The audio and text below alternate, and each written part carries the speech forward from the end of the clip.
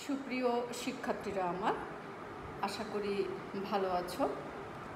এই করোনা ভাইরাসের এই মহামারীতে আমরা অনেক দিন গৃহবন্দী বলতে পারো, বাইরে যাওয়া হয় না এরকম একটি পরিস্থিতিতে তোমাদের সাথে পরোক্ষভাবে ক্লাসে যুক্ত হচ্ছি। কিন্তু আমার মনে হচ্ছে যে আগে যেভাবে তোমরা ক্লাসে মনোযোগ দিয়ে দেখতে বা আগ্রহ দেখাতে, আমার মনে হয় ইদানিং একটু কম হচ্ছে। তারপরেও আশা করছি যে তোমরা আমার ক্লাস দেখছো। অনেক মতবাদ দেখতে পাই, অনেক মতামত দেখতে পাই। আমি নারীবাদ সম্পর্কে পড়াচ্ছিলাম। এটি একটি কন্ট্রাডিক্টরি বিষয়, কথা বলতে হয় অনেক সাবধানে। যদিও আমার একটি ছেলে বলেছে যে ম্যাডাম জুমে ক্লাসটি নিলে হতো। যাই হোক, আমি তাকে অ্যাপ্রিসিয়েট করছি, কিন্তু সীমাবদ্ধতার কারণে জুমে আপাতত ক্লাস আমরা নিচ্ছি না। চেষ্টা করব একটা অতিরিক্ত ক্লাস নেওয়ার চেষ্টা করব। যাই হোক, আজকে আমরা যে নারীবাদ বিষয়ক বা ফ্যামিনিজম বিষয়ক পড়াশুনো করছিলাম, সে বিষয়ে আমরা শেষ করেছিলাম আগের দিন যে সিমন দা ব্যবহার তথ্য দেন যে 1405 সালে ক্রিস্টিন ডি পেজান নামের একজন মহিলা প্রথম নারীর পক্ষে লেখা শুরু করেন। বইটির নাম আমরা দেখেছিলাম যে the book of the city of ladies. এরপরে আমরা দেখব যে এ বিষয়ে আর কে কোথায় কখন কাজ করেছে। আমরা আজকে যে এখানে দাঁড়িয়ে তোমাদের সাথে কথা বলতে পারছি, এটা কিন্তু এমনি হয়নি, একদিনের চেষ্টায় হয়নি, অনেক দিনের, অনেক নারীর, অনেক পুরুষেরও সংগ্রামের ফসল এটি আমরা বলতে পারি। যে পুরুষরা যদি সহযোগিতা না করতো তাহলে আমরা আজ এই জায়গায় আসতে পারতাম না। আমরা আসলে যদি সবাই সবার ক্ষমতায়ন সম্পর্কে নির্দিষ্ট মতামত মানে আমরা জানতে পারি যে আসলে কি ক্ষমতায়নটা আসলে কি, তাহলে আমার মনে হয় নারীরও মুক্তি হয়, পুরুষেরও মুক্তি হয়। সেটি একটি বিষয় আমরা দেখব আমাদের আলোচনায়। এরপরে আমরা যে বিষয়টি দেখব যে 1405 সালে আমরা ক্রিস্টিন ডি পেজানের বই দেখলাম। তারপরে আমরা দেখব 1662 সালে মার্গারেট লুকাস নামে এক ওলন্দাজ মহিলার ফিমেল অরাশন। এটি একটি বক্তৃতা বা ভাষণ, যেটি আমরা বলা হয়। এটি হচ্ছে পৃথিবীর ইতিহাসে প্রথম নারীবাদী সাহিত্য বলা হচ্ছে তার এই নারী ভাষণকে। তিনি বলেছেন যে আমরা পেঁচার মতো বসবাস করি, পশুর মতো ভারবাহী জীব যেন আমরা বলেছেন যে পেঁচা অথবা বাদুড়ের মতো আমরা জীবন ধারণ করি। আমি আসলে জানতে খুব ইচ্ছা হচ্ছিল যে বাদুড় এবং পেঁচার ক্যারেক্টারিস্টিক্সটা আসলে কী। তা বাদুড়ের দেখলাম যে চোখে কম দেখে কিন্তু শুনে বেশি, কিন্তু আমার মনে হয় যে শোনাও কম হলে ভালো হতো। আবার অনেকটা আছে যে সতর্ক হওয়ার যে বিষয়, সেটি হওয়া যায়। এটি একটি বিষয় আমরা দেখলাম। আর পেঁচার যে বিষয়টি দেখলাম যে কোনো বিল্ডিংয়ের মাঝখানে থাকে। বাদুড় অবশ্য উঠতে পারে, স্তন্যপায়ী, সে কিন্তু পাখি নয়, এরকম আমরা দেখলাম। যাই হোক, উনি কোন দৃষ্টিকোণ থেকে এই নারীদের সাথে পেঁচার এবং বাদুড়ের তুলনা করেছেন সেটি হয়তো উনি ভালো জানতেন, বা ওনার সাথে কথা বললে কিংবা আমরা জানতে পারতাম, কিন্তু জানতে পারছি না আপাতত। আমি চেষ্টা করেছিলাম একটু জানার। যাই হোক, এরপরে আমরা যেটা দেখতে পাই যে পশুর মতো ভারবাহী জীব যেন আমরা, ঠিকই যে পশুর মতো ভারবাহী জীব, এটি একটি বিষয়। এখন পর্যন্ত একটি মেয়েকে বাসার থেকে একা বের হওয়া বা কোথাও যেতে হলে সাথে কেউ যেতে হয়, যে এটি একটি বিষয়। এই অর্থেই হয়তো বলা হয়েছে যে পশুর মতো ভারবাহী জীব যেন আমরা প্রতিনিয়ত পোকামাকড়ের মতো মৃত্যুবরণ করি, পোকামাকড়ের মতো মৃত্যুবরণ করি। এটি একটি বিষয়। আত্মরক্ষার যে বিষয়, তার যে সত্তাকে টিকিয়ে রাখার যে বিষয়, সেটিও একটু চ্যালেঞ্জের যে বিষয়, সেটিও আমরা দেখি। নারীবাদী গবেষকগণ মনে করেন মার্গারেট লুকাসের এই লেখার মধ্য দিয়ে তিনি প্রথম নারী জাগরণের আবেদন ব্যক্ত করেন। নারী জাগরণের যে আবেদন, সেটি উনি ব্যক্ত করেন। 1700 সালে ম্যারি এস্টল নামের একজন ব্রিটিশ মহিলা লিখেন রিফ্লেকশনস আপন ম্যারেজ নামক গ্রন্থ। তিনি নারী পুরুষ নির্বিশেষে তার যে বইটি রিফ্লেকশনস আপন ম্যারেজ, এই বইয়ে তিনি নারী পুরুষ নির্বিশেষে একটি প্রশ্ন করেন, যদি সব মানুষ জন্মগতভাবে স্বাধীন, তবে নারী কেন নয়? এটি একটি কোশ্চেন। এখানে কিন্তু একটি কেস স্টাডির বিষয় আছে। সামাজিক দৃষ্টিভঙ্গির পরিবর্তন বা পরিবারের যে দৃষ্টিভঙ্গির পরিবর্তন, এটি কিন্তু কোনো কিছুই হয়নি।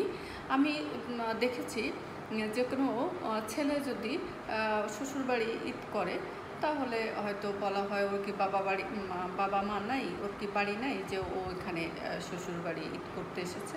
এটি কোন প্রেক্ষাপটে, কেন, বা তার পরিবারে বা তার সাথে কি কথা হয়েছে, কোন কথার ভিত্তিতে হয়েছে, আমরা কিন্তু জানি না। না জেনেই আমরা পাশ থেকে একটি মন্তব্য করে ফেলি।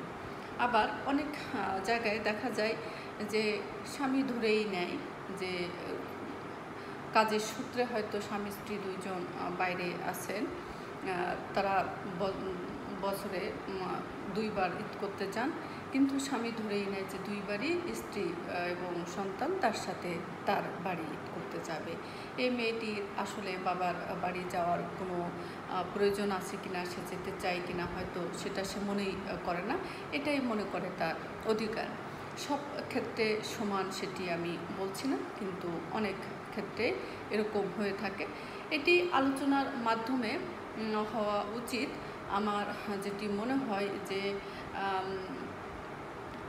যেটি হোক আলোচনার মাধ্যমে হওয়া উচিত, যে কী হলে আসলে ভালো হয়। কারোর উপর চাপিয়ে দেওয়া বা কারোর সিদ্ধান্ত নিজে না নেওয়াটাই ভালো।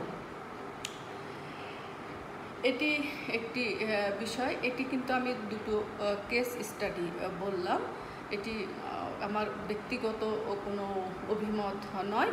সেই জন্যেই বলা হচ্ছে যে এই শতাব্দীতে এসে আমরা কিন্তু সব পেয়েছি, ভোটাধিকার পেয়েছি, শিক্ষার অধিকার পেয়েছি, অনেক কিছুই পেয়েছি। তারপরেও এই জিনিসটি কিন্তু এখনও পাইনি, যেটা আমি আগের দিন বলেছিলাম যে বৈবাহিক ক্ষেত্রে যে সমান অধিকারের যে বিষয়টি, সেটি আসলে সব কিছুই আলোচনার মাধ্যমে ঠিক হওয়া উচিত। আমরা আগের ক্লাসেও আমি বলেছিলাম যে এটি পারস্পরিক সম্প্রীতির যে বিষয়, সেটির উপরে নির্ভর করে। এরপরে আমরা দেখব যে নারী আন্দোলনের, আমি যে বললাম যে আজকে আমি তোমাদের এখানে পড়াচ্ছি বা আজকে আমি ঢাকা কলেজের শিক্ষক হয়েছি, তার পিছনে অনেকের অনেক অবদান রয়েছে। আমি হয়তো বুঝতে পারছি না, আমি আমার পরিবারে আসলে বৈষম্য যে শিকার সেটি হয়নি, কিন্তু এখন আমার কোনো ক্ষেত্রে মনে হয় যে আমি একজন কর্মজীবী মহিলা, তারপরেও আমি কিছু ক্ষেত্রে ডিপ্রাইভ হচ্ছি সেটি আমার মনে হয় সেটি কর্মক্ষেত্রে নয় বা আমার অর্থনৈতিক ক্ষেত্রে নয়, তারপরেও কিছু কিছু ক্ষেত্রে যেটা আরেকটু হলে ভালো হতো যেটি আমার মনে হয়, কিন্তু সেটিও দেখি আমি হচ্ছে না। আরেকটি বিষয় আমি বলবো যে একজন মেয়ে যখন ছোট থাকে, বাবা মায়ের সংসারে থাকে, সেই সময়টাও কিন্তু একদিন শেষ হয়ে যায়। কিন্তু যদি সে ছেলেই হোক আর মেয়েই হোক, তাদের বৈবাহিক যে জীবন, সেখানে যদি সব কিছু সুস্পষ্টকরণ এবং সুশৃঙ্খল এবং সুখী না হয়, তাহলে এই জীবনে আর তার সুখী হওয়ার কোনো সম্ভাবনা থাকে না। এটি সবাই মাথায় রাখা উচিত, নারী পুরুষ নির্বিশেষে এই জিনিসটা মাথায় রাখা উচিত। আমার আজকে আমি যে বলছি যে আমি ঢাকা কলেজের শিক্ষক হয়েছি, এর পিছনে অনেক বিষয় আছে। তা আমরা যে আলোচনাগুলো দেখব যে একসময় এই আন্দোলন বা এটা সেটা কিছুই ছিল না, তারপরে আন্দোলনগুলো আস্তে আস্তে শুরু হয়। আমি কিন্তু এখন আমার আশেপাশে বা আমার জীবন ব্যবস্থার মধ্য দিয়ে আমি কথা বলতে পারি, কিন্তু আগে সেটি কিন্তু আমার ইতিহাসের মাধ্যমে জানতে হয় এবং এটির জন্য কিন্তু আরও বেশি কাজ করার সেটি দরকার। 18 শতকের 70-এর দশক থেকে 1920 সালের পর্যন্ত আন্দোলনকে বলা হয় নারী মুক্তির প্রথম পর্যায় বা প্রথম তরঙ্গ। প্রথম পর্যায় হচ্ছে 70-এর দশকের কথা বলা হচ্ছে, এবং 1920 সালের আগ পর্যন্ত যে টাইমটা, সেটি কিন্তু হচ্ছে নারী মুক্তির প্রথম পর্যায়, প্রথম তরঙ্গ। প্রথম পর্যায়ে নারীর আন্দোলন ছিল কিছু অধিকার আদায়ের, সেটি কিন্তু আমরা পেয়েছি। আমি কিন্তু বলেছি যে এই সমাজ ব্যবস্থা, এখানে দাঁড়িয়ে আমি যে সমস্যা ফেস করছি সেটি আমি তোমাদেরকে বলতে পারবো, কিন্তু 100 বছর 200 বছর বা 300 বছর আগে নারীরা কেমন ছিল, কিংবা একটু পিছিয়ে পড়া সমাজ ব্যবস্থায় নারীরা কেমন আছে, সেটি কিন্তু আমি বলতে পারছি না, ওইভাবে উপলব্ধি করতে পারছি না। এর জন্যে আমাদেরকে ওই সমাজ ব্যবস্থায় মেশা, তাদের সম্পর্কে জানা, এগুলো খুব জরুরি যে বিষয় সেটি ছিল। তা প্রথম পর্যায় সেটি একটু মনে রাখতে হবে। 18 শতকের 70 দশক থেকে 1920 সাল যে সময়, সেটি কিন্তু নারী মুক্তির প্রথম পর্যায়, এবং সেই সময় কিন্তু অধিকার আদায়ের যে বিষয় সেগুলো ছিল। তারপরে আমরা দেখি 1776 সালে আমেরিকার স্বাধীনতা ঘোষণা প্রণীত হলে এই 1789 সালে সংবিধান গৃহীত হয়, এবং সেখানে কিন্তু নারী তাদের সমান অধিকারের জন্য সংগ্রাম শুরু করে। এরপরে আমরা দেখব 1789 সালের পর এই চেতনা আরও দৃঢ় হয়। এটার পিছনে কিন্তু একটি কারণ আছে, সেটি হচ্ছে ফরাসি বিপ্লব, সেটি একটি বিষয়। 1789 সালে ফ্রান্সে Olympe de Gouges declarations of the right of man, declarations of the right of women's and the female citizen. Female সিটিজেনদের আসলে কি কি সুবিধা পাওয়ার দরকার বা কি অধিকার তারা পাচ্ছে না, সেই বিষয়ে তারা দাবি করেন একটি এই বইয়ের মাধ্যমে। বইটির নাম হচ্ছে declarations of the right of women's and the female citizen. এই নারীর সম অধিকার, তিনি প্রশ্ন করেন যে নারীর যদি ফাঁসির মঞ্চে যাওয়ার অধিকার থাকে, তবে পার্লামেন্টে যাওয়ার অধিকার কেন থাকবে না? এটি একটি বিষয় কিন্তু, যে নারী যদি ফাঁসির মঞ্চে যেতে পারে, তাহলে সে কেন কোথায় যেতে পারবে না? সে কেন পার্লামেন্টে যেতে পারবে না? এই বুর্জোয়ার কথা আমি বলেছিলাম যে 1789 সালের পরে এটি এই নারী আন্দোলনের যে বিষয়টি, সেটি আরও জোরদার হয়। এটি কিন্তু যে বুর্জোয়া যে শ্রেণীর অভ্যুত্থান হলো, এই আজকের নারীবাদের বীজ কিন্তু নিহত ছিল সেখানেই। আমরা আগে পড়েছি, আমরা আগে মার্গারেট এবং আমরা আরেকজন হচ্ছে পড়লাম ক্রিস্টিন ডি পিজান, তাদের কথা আমরা পড়েছি। কিন্তু এই আজকের যে নারীবাদের বীজ সেটি কিন্তু আসলে লুকায়িত ছিল কোথায়? পশ্চিম ইউরোপের বুর্জোয়া শ্রেণীর অভ্যুত্থানের মধ্য দিয়ে। কোথায়? পশ্চিম ইউরোপে যে বুর্জোয়া শ্রেণীর অভ্যুত্থানের মধ্য দিয়ে। বুর্জোয়া শ্রেণীর যে ধনতান্ত্রিক উৎপাদন ব্যবস্থার উপরে দাঁড়িয়েছিল, তার শ্রম বিভাজন রূপটি ছিল আসলে কেমন? সেটি লিঙ্গভিত্তিক ছিল। যে শ্রম বিভাজন যে রূপটি সেটি ছিল আসলে লিঙ্গ ভিত্তিক, যেটি এখন চলছে আসলে। যে বুর্জোয়া মতাদর্শ অনুযায়ী পুরুষের জন্য বরাদ্দ হলো বাইরের জগতের উৎপাদনমুখী ভূমিকা, আর মেয়েরা তার পরিপূরক হিসাবে অন্তর্মহলে প্রজনন মুখী ভূমিকা পেল এবং অর্থ উৎপাদন করা সেটি আসলে মুখ্য ভূমিকায় পরিণত হলো। এবং নারীর যে কাজটি সেটি সন্তান জন্মদান এবং সেটি যে পালন করা, এটি গৌণ ভূমিকায় পর্যবেসিত হলো। এই সন্তান পালন, পরিচর্যা মারফত রোজগার, দৈনন্দিন জীবনের নবীকরণ, এই হলো বুর্জোয়া সমাজের স্বীকৃত নারীর যে ভূমিকা, সেটি একটি বিষয় এবং এটি গৌণ বিষয় হিসাবে দেখা হলো। সেজন্য এই সমাজ ব্যবস্থা উদ্ভবের প্রায় 150 বছর পরে এই যে সমাজ ব্যবস্থা, এই সমাজ ব্যবস্থা উদ্ভবের প্রায় 150 বছর পরে 1949 সালে ফরাসি দার্শনিক সিমন দা বেভুয়ার নারীর সামাজিক অবস্থানকে সেকেন্ড সেক্স বলে অভিহিত করলেন প্রতিবাদী স্বরে। 1949 সালে সিমন দা বেভুয়ার কে নারীর যে সামাজিক অবস্থান সেটিকে উনি কি বললেন? যে সেকেন্ড সেক্স বলে অভিহিত করলেন এবং প্রতিবাদী স্বরেই তিনি এই কথাটি বললেন। এই শতকে এই প্রতিবাদ অবশ্য আগে থেকে উচ্চারিত হচ্ছিল বুর্জোয়া চিন্তাবিদদের মধ্য থেকে। 18 শতকের বুদ্ধিজীবী যারা ছিলেন তারাও কিন্তু এই বিষয়ে কথা বলছিলেন যে মেয়েদেরকে কি করা হচ্ছে, বঞ্চিত করে অন্দরমহলে আটকে রাখা হচ্ছে এবং এর তীব্র প্রতিবাদও তারা করলেন।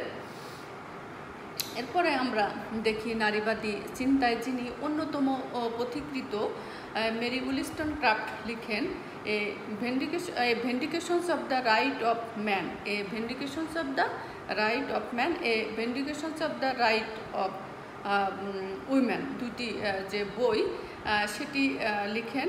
এটি কিন্তু আমরা বুঝতে পারছি যে দুটিরই কিন্তু যে কি অধিকার সেই বিষয়ে সমর্থন করার যে বিষয়টি সেটি আমরা দেখি যে কি বিষয় তারা যাচ্ছে। ভিন্ডিকেশন হচ্ছে সমর্থন যে বিষয়টি সেটি আমরা দেখি। মেরি উলিস্টনক্রাফট প্রথম দৃঢ়তার সাথে নারী অধিকার আদায়ের লক্ষ্যে সমাজ ব্যবস্থার ব্যাপক পরিবর্তনের দাবি উত্থাপন করেন। ব্যাপক, উনি কিন্তু পুরুষের অধিকারের কথাও বলেছেন, নারীর অধিকারের কথাও সেটিও বলেছেন, দাবি উত্থাপন করেন। তিনি আবেগের পরিবর্তে তীক্ষ্ণ ও ধারালো যুক্তি দেন। তিনি নারী মুক্তির জন্য প্রয়োজনীয় দিকগুলো, নারী মুক্তির জন্য কি কৌশল গ্রহণ করা উচিত সেই দিকগুলো যেমন তিনি উপস্থাপন করেছেন তার লেখার ভিতরে, এবং কি বাধা আছে সেই বিষয়গুলো তিনি চিহ্নিত করেছেন। এজন্য তাকে কি বলা হয়? নারীবাদের জননী বলা হয়। এখানে শর্ট কোশ্চেন আসতে পারে যে এই বইটি কার লেখা, a vindications of the right of men, a vindications of the rights of women, এই বই কার লেখা। আরও কোশ্চেন আসতে পারে নারীবাদের জনক কে, আরও মেরি উলিস্টনক্রাফট কে ছিলেন, এরকম অনেক ছোট যে কোশ্চেনগুলো সেগুলো তোমরা এর ভিতর থেকে খুঁজে বের করে নিবে। এটি একটি বিষয়।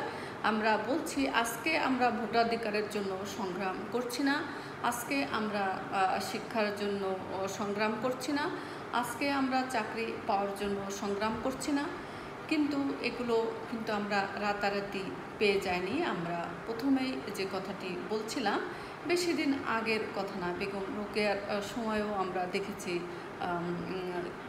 মানে একটি সম্ভ্রান্ত পরিবারের মেয়েও কীরকমভাবে মানে কি বলবো যে ডিসক্রিমিনেশনের শিকার হচ্ছিল, সেই যে বিষয়টি সেটি আমরা দেখতে পাই।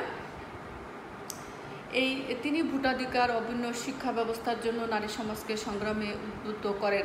এখন এইগুলো শুনলে একটু কেমন মনে হয় যে এটি কিন্তু একসময় এইগুলোই ছিল সত্য।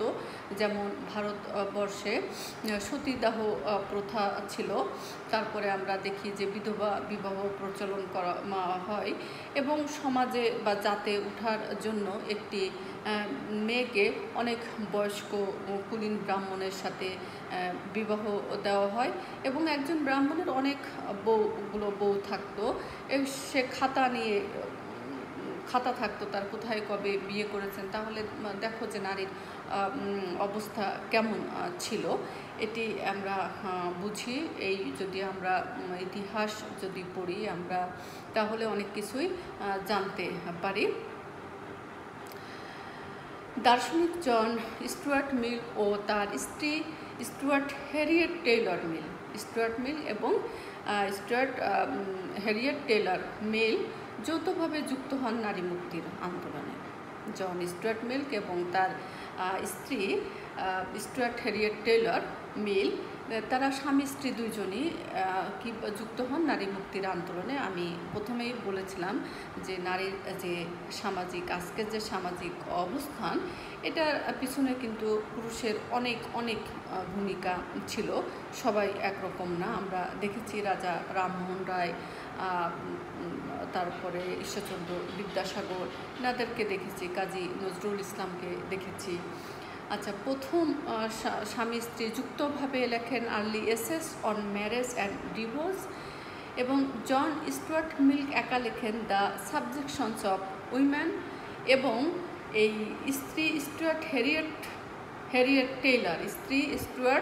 হ্যারিয়েট টেইলর লেখেন ইনফ্রাঞ্চাইজমেন্ট অফ উইমেন। এই ইনফ্রাঞ্চাইজমেন্ট অফ উইমেন এই মানেটি হচ্ছে মুক্তিলাভ বা উদ্ধার, নারীর মুক্তিলাভ বা উদ্ধার, বাংলাটা বলে দিলাম বইটির। মিলই পৃথিবীর প্রথম পুরুষ দার্শনিক। এই মিলকে বলা হচ্ছে যে পৃথিবীর প্রথম পুরুষ দার্শনিক। তিনি যুগের ঊর্ধ্বে উঠে নারীর পক্ষে যুক্তি দেন। এটি কিন্তু খুব কঠিন কাজ। আমরা পরবর্তী যে ক্লাস সেখানে দেখব যে টলস্টয় পর্যন্ত নারীদের নিয়ে, শোপেনহার পর্যন্ত নারীদের নিয়ে বিভিন্ন মন্তব্য করেছেন, বিভিন্ন প্রবাদ আছে। আমরা নেক্সট ক্লাসে এগুলো একটু দেখব যে কী প্রবাদ আছে। গ্রিক প্রবাদ আছে, জার্মান প্রবাদ আছে, ভিয়েতনামিজ প্রবাদ আছে, বাংলার প্রবাদ আছে, তারপরে বিভিন্ন যারা নামকরা নাট্যকার, সাহিত্যিক, তারাও অনেকেই নারী নিয়ে অনেক কথা বলেছেন। কিন্তু আমরা দেখব যে এই জন স্টুয়ার্ট মিল প্রথম পুরুষ দার্শনিক যিনি যুগের ঊর্ধ্বে উঠে নারীর পক্ষে যুক্তি দেন। এটি কিন্তু একটি বড় ব্যাপার। সকলকে বিশ্বাস করতে বলেন নারী ও পুরুষের মতোই মেধাবী এবং সকল কাজ করতে সক্ষম, সব কাজ করতে সক্ষম। একটি কাজ যদি না করতে পারে সেটি একটি বিষয়, কিন্তু পারবে না এমন কোনো কথা নেই। দু একটি কাজ এমন কাজ থাকতে পারে যেটি পুরুষও করতে পারে না, অনেক পুরুষ করতে পারে না, আবার অনেক নারীও করতে পারে না। সবাই সব কাজ পারে না, কিন্তু কে কোন কাজটি পারে, কে কোন কাজটি করতে চায়, সেটি কিন্তু তাকেই পরখ করে দেখতে দেওয়া উচিত। এটি একটি বিষয়। মিল সম্পর্কে একজন সমালোচক বলেন, মিল্ক সম্পর্কে একজন সমালোচক বলেন, যখন নারীর জন্য দাসীর দর্শন রচনা করা ছিল মহাপুরুষত্ব, যে নারীর জন্য কি করা, নারীর জন্য দাসীর দর্শন রচনা করা যখন ছিল কি একজন পুরুষের জন্য মহাপুরুষত্ব, নারীর জন্য দাসীর দর্শন রচনা করা ছিল একজন পুরুষের জন্য মহাপুরুষত্ব। সেই সময় সেই পুরুষ দার্শনিক তিনি কি বললেন, নারীর সম্পূর্ণ স্বাধীনতা ও পুরুষের সাথে বিশুদ্ধ সাম্যের কথা। খুবই গুরুত্বপূর্ণ কথা যে নারীর সম্পূর্ণ স্বাধীনতা ও পুরুষের সাথে সাম্যের কথা বললেন। এরপরে আন্দোলন হয়েছে কর্মক্ষেত্রে আমরা এখন আসলে বুঝি না যে অনেক ধাপ পেরিয়ে আমরা আজকের এই অবস্থানে, সেই জন্য হয়তো অনেক কিছু বুঝতে পারি না। তারপরেও যেটা আমরা দেখব যে নারীর 1857 সালে নিউ ইয়র্কের সেলাই কারখানায় নারী শ্রমিকরা উন্নত কাজের পরিবেশ, কাজের সময় কমানো ও ট্রেড ইউনিয়ন প্রতিষ্ঠার দাবিতে এক রক্তক্ষয়ী সংগ্রামের সূচনা করে। আসলে কাজের যে বিষয়টি সেটিও কিন্তু আমরা যদি ওই ধরনের কাজ না করে অভ্যস্ত হই, কাজ মানে কাজ, কোনো দাঁড়ানো নাই, বসা নেই, কন্টিনিউয়াসলি আমাকে যদি বলে যে তুমি 8 ঘন্টা লেকচার দাও, তাহলে আমি কি 8 ঘন্টা লেকচার দিতে পারবো? সেরকম 8 ঘন্টা, এখন অবশ্য 4 ঘন্টা পরে হাফ ঘন্টা ব্রেকের একটা সিস্টেম উন্নত বিশ্বে চালু আছে। যাই হোক, কিন্তু যে 4 ঘন্টা তাদের শ্রমিকরা কাজ করে সেখানে আসলে কাজ করাই হয়, অন্য কিছুর কোনো সুযোগ নেই। তা সেখানে ট্রেড ইউনিয়ন প্রতিষ্ঠা, কাজের পরিবেশ, এইসব জন্য রক্তক্ষয়ী সংগ্রামের সূচনা হয়। 1860 সালের 8ই মার্চ নারী শ্রমিকরা দাবি আদায়ের লক্ষ্যে ট্রেড ইউনিয়ন গঠনে সমর্থ হয়। দাবি আদায়ের লক্ষ্যে ট্রেড ইউনিয়ন গঠনে সমর্থ হয় কত সালে? 1860 সালে। সেখান থেকেই হয়তো আমরা নারী দিবস পালন করে আসছি। 1889 সালে প্যারিসে আন্তর্জাতিক শ্রমিক সম্মেলন দাবি করা হয় সমান কাজের জন্য সমান মজুরি। আমরা জানি যে নারী বা বাচ্চা যারা মানে অপেক্ষাকৃত আন্ডার এজেস, তাদের অনেক সময় বেতন কম দেওয়া হয়, এখন এই যুগেও দেওয়া হয়। তারপরে আমরা যে ভোটাধিকারের বিষয় দেখি, সেটা কিন্তু একটি গুরুত্বপূর্ণ বিষয়। বেশি দিন আগে কিন্তু নারীরা ভোটাধিকার পায়নি। দেখো, 1928 সালে নারী বহু ধাপ পেরিয়ে সার্বজনীন ভোটাধিকার পায়। কোথায়? এটি হচ্ছে ইংল্যান্ডে, জার্মানিতে 1918 সালে, রাশিয়ায় 1917 সালে, 1920 সালে আমেরিকায়, এবং আমাদের ভারতীয় উপমহাদেশে যে ভোটাধিকার পায় 1935 সালে। এই বাস্তবায়ন এটাও কিন্তু বিভিন্ন অভিজ্ঞতা দিয়েছে। তুমি আজকে এই অবস্থানে থেকে এগুলো উপলব্ধি করা সম্ভব নয়। নারী আন্দোলনের দ্বিতীয় পর্যায় শুরু হয় 1960-70 থেকে, কারো কারো মতে 1940 সাল থেকে। এ পর্যায়ে বিশ্বব্যাপী নারীকে সচেতন করার প্রয়াস লক্ষ্য করা যায়। বিশ্বব্যাপী নারীকে সচেতন করার প্রয়াস লক্ষ্য করা যায়। এই কালটি সাংগঠনিক আন্দোলনের কাল বলে বিবেচিত। এই সময়টা 1960-70 থেকেই আমরা শুরু করে বলি, আর 1940 থেকেই বলি। এই যে সময়টা, সেটি আসলে কি সাংগঠনিক যে আন্দোলনের কাল বলেও বিবেচিত। এই কাল পর্ব থেকে শুরু হয় নারীর অধিকার বাস্তবায়ন ও অনুশীলন। এই পর্ব থেকে নারী মুক্তি শব্দটি বিশেষ অর্থে ব্যবহৃত হতে থাকে। নারী মুক্তি যে বিষয়টা, মুক্তি লাভ, আমরা যে বললাম যে এনফ্রাঞ্চাইজমেন্ট যে কথাটি, এই বইটার কথা আমরা দেখেছি, সেরকম মুক্তি শব্দটি বিশেষ অর্থে ব্যবহার করা হয়। মুক্তি আসলে কোন অর্থে মুক্তি? এ পর্যায়ে ফ্রান্সের মহিলা দার্শনিক সিমোন দা বেভুয়ার লিখেন দ্য সেকেন্ড সেক্স। 1970 সালেই লিখেন আমেরিকার বিশিষ্ট চিন্তাবিদ ও উগ্রপন্থী বলে পরিচিত Shulamith Firestone the dialogue of sex and the case of feminist revolution নামক গ্রন্থ, যা দ্বিতীয় পর্যায়ের তরঙ্গকে আরও গতিদান করে। প্রথম বিশ্বযুদ্ধের পর ভার্জিনিয়া উলফ এর লিখেন এ রুম অফ ওয়ান্স ওন। এই গ্রন্থে তিনি উল্লেখ করেন নারী জাগরণে পুরুষের প্রতিবন্ধকতা সৃষ্টির ইতিহাস। এ রুম অফ ওয়ান্স ওন, এই গ্রন্থে তিনি কি লেখেন যে নারী জাগরণের যে বিষয়ে আমরা দেখলাম যে জন স্টুয়ার্ট মিল যেমন আমাদেরকে কি করছিল, আমাদেরকে যখন দাসীর দর্শন রচনার কথা ছিল, তখন তিনি পুরুষের সাথে সাম্যর কথা বললেন, কিন্তু কিছু কিছু ক্ষেত্রে প্রতিবন্ধকতার যে বিষয় সেটি কিন্তু আমরা দেখতে পাই। এখানে একটি বিষয় যে যে সমস্যাটা এখন আমরা ফেস করছি, আমরা যারা ওয়ার্কিং লেডি, তারা এখন এই সমস্যাটা খুব আমাদের দেশে, অন্য দেশে যেমন অনেক বেশি day care, before care, after care অনেক কিছু চালু হয়েছে, যে সুপার মম হওয়ার যে বিষয়টি এখানে ছিল, যে আমরা সুপার মমের কথা আমরা বলছি। আবার যদি বলি সুপার কি বলবো, উইমেন বা সুপার যে স্ত্রী হওয়ার যে বিষয়টি, সেটি যদি আমরা বলি সুপার ওয়াইফ, যেটা অর্থাৎ যদি বলি, এই হওয়াটা আসলে খুব কষ্টের। যে এখন আমরা ওই ক্রাইসিসের ভিতরে আছি। আমরা আমাদের ওরকম পর্যাপ্ত সুযোগ সুবিধা বা সামাজিকভাবে ওরকম নিরাপত্তাজনকভাবে যে বাচ্চাদেরকে টেক কেয়ারের যে বিষয়টি, সেটি গড়ে ওঠে নাই।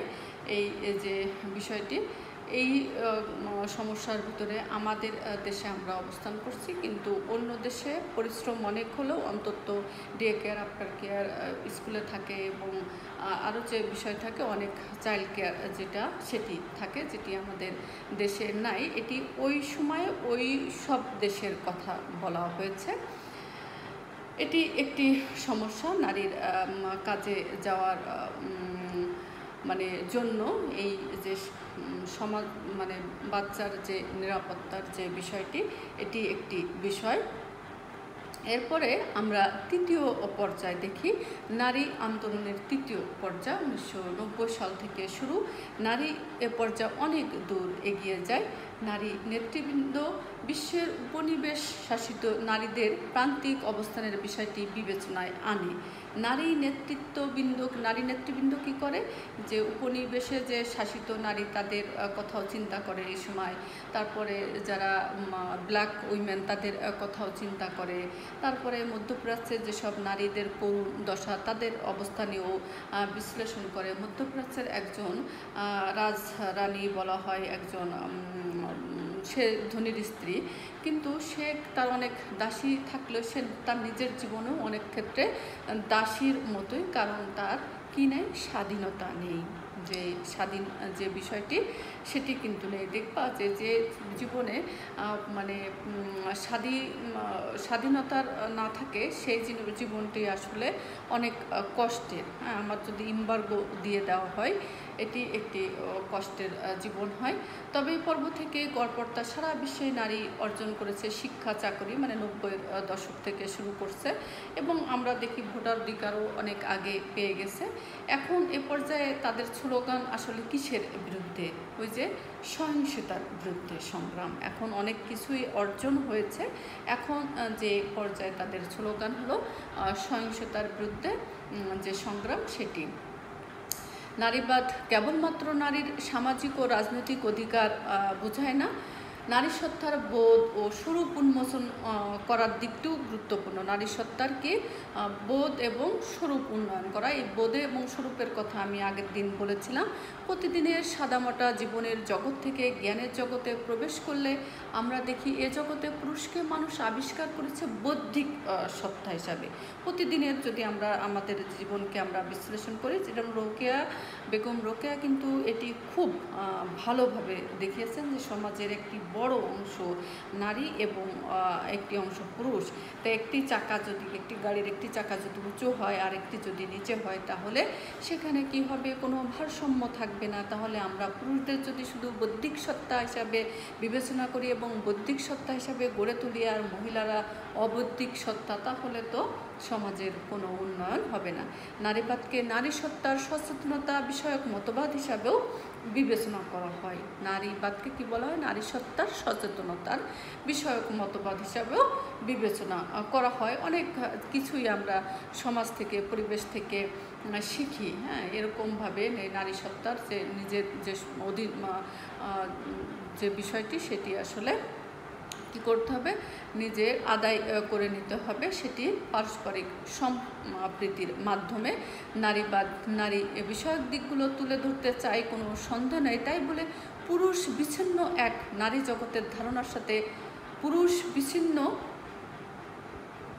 একক নারী জগতের ধারণার সাথে বর্তমান নারীবাদের কোনো যোগসূত্র নেই। লাইনটি একটু মনে রেখো যে পুরুষ বিচ্ছিন্ন একক নারী জগতের ধারণার সাথে কি নেই, আজকের যে নারীবাদ, নারীরা কিন্তু চায় না যে পুরুষ বিচ্ছিন্ন হয়ে ক্ষমতার কেন্দ্রে বসে মাতব্বরি করবে, এরকম কিন্তু বিষয়টা না। নারীর জন্য যেমন পুরুষ দরকার, পুরুষের জন্য তেমন নারীর দরকার। এই বিষয়টি মাথায় রাখতে এবং পরস্পর সৌহার্দ্যপূর্ণ পরিবেশে পারিবারিক জীবন যাপন করার যে বিষয়, সেটি আসলে দরকার। নারীর প্রতি বৈষম্যমূলক আচরণকে মূলোৎপাটন করা নারীবাদের আদর্শ। ন্যায় বা সমতাকে যদি আমরা আদর্শরূপে গ্রহণ করি, তাহলে দেখি যে সমাজে পুরুষ শ্রেণীও ন্যায় থেকে কোনো না কোনো দিন থেকে, আমরা যদি ন্যায় আদর্শের কথা বলি, আমরা তো নারীবাদ তো আসলে ন্যায় আদর্শের কথা বলছে, তা আমরা যদি ন্যায় এবং আদর্শের কথা বলি, তাহলে দেখব যে সমাজের যারা পুরুষ শ্রেণী, তারাও কিন্তু কোনো না কোনো দিক থেকে বঞ্চিত হচ্ছে। যে আমাদের দেশে যে আইন ও সালিসি কেন্দ্র আছে, সেখানে কিন্তু খালি মহিলাদের সমস্যায় সমাধান করে না, পুরুষরাও অনেক সময় অনেক সমস্যা নিয়ে যায়, সেখানে কিন্তু সেই বিষয়েও সমস্যা সমাধান করা হয়। এটি কিন্তু একটি বিষয়। আসলে যে আমরা প্রথম ক্লাসে বলেছিলাম আদর্শ কর্তৃত্ববাদ, এগুলো থাকা যাবে না। এটি যে বিষয়টি, নারী মুক্তির জন্য কি কৌশল নিতে হবে সে সম্পর্কে নারীবাদীরা শুধু ভিন্ন মত পোষণ করে না, তাদের ভিন্নতা আরও গভীর স্তরের। এই যে নারী মুক্তির জন্য কি কৌশল নিতে হবে সে সম্পর্কে নারীবাদীরা শুধু ভিন্ন মত পোষণ করে না, নারীবাদীদের ভিতরেও কিন্তু আবার কি আছে, ভাগ আছে, তাদের ভিন্নতা আরও গভীর স্তরের। এই নারীর প্রকৃত স্বার্থ কী হলে প্রকৃত মুক্তি ঘটবে, নারীর এই সম্পর্কে বিভিন্ন নারীবাদী তাত্ত্বিক বিভিন্নভাবে পোষণ করেন বিভিন্ন মত। নারীবাদে চোখে পড়ে বেশ কয়েকটি তত্ত্বাদর্শ আমরা দেখি। বিভিন্ন নারীবাদীরা বিভিন্নভাবে এটিকে ব্যাখ্যা করেছেন। প্রতিটি বিশ্বাস করে ন্যায় প্রতিষ্ঠার জন্য নারীর স্বাধীনতা, পুরুষের নারীর স্বাধীনতা দরকার, পুরুষের সাথে সাম্য দরকার। কিন্তু বিভিন্ন মৌল বিষয়ে যেগুলোর মধ্যে রয়েছে নানা ভিন্নতা, প্রকৃত স্বাধীনতা ও সাম্য কী, মানুষ বা নারীর প্রকৃত স্বভাব বা প্রকৃতি কী, রাষ্ট্রের দায়িত্ব কী হবে, এসব বিষয়ে তাদের মধ্যে রয়েছে দার্শনিক ভিন্নতা। যে আমরা বলেছি যে নারীবাদীদের মধ্যেও যে মতাদর্শ আছে, সেই মতাদর্শগুলো আমাদেরকে দেখতে হবে, তাদের মধ্যেও একটু ভিন্নতাও আছে। এই প্রথমেই আমরা দেখব যে বিষয়গুলো আমরা দেখি, যে আমরা নেক্সট ক্লাস আলোচনা করব রক্ষণশীল নারীবাদ, তারপরে উদার নারীবাদ। এই যে বিষয়গুলো, এগুলো কিন্তু আমাদের এই নারীবাদের যে বিষয়, মার্ক্সীয় নারীবাদ, এর বিভিন্ন ভাগ আছে। এই ভাগগুলো আমি আগামী ক্লাসে, এবং কারা কি বলেছেন আমূল নারীবাদ, সবার কিন্তু আলাদা আলাদা বক্তব্য আছে, সেগুলো আমরা দেখব। আজকে এ পর্যন্তই শেষ করছি। তোমরা মূলত এখানে যে বইগুলোর নাম বলেছি আমি, এগুলো একটু দেখবে, আর কোন সময় নারীবাদের প্রথম পর্যায়, দ্বিতীয় পর্যায়, তৃতীয় পর্যায়, এই বিষয়গুলো একটু ভালো করে মাথায় রাখার চেষ্টা করবে। ভালো থেকো সবাই, আল্লাহ হাফিজ।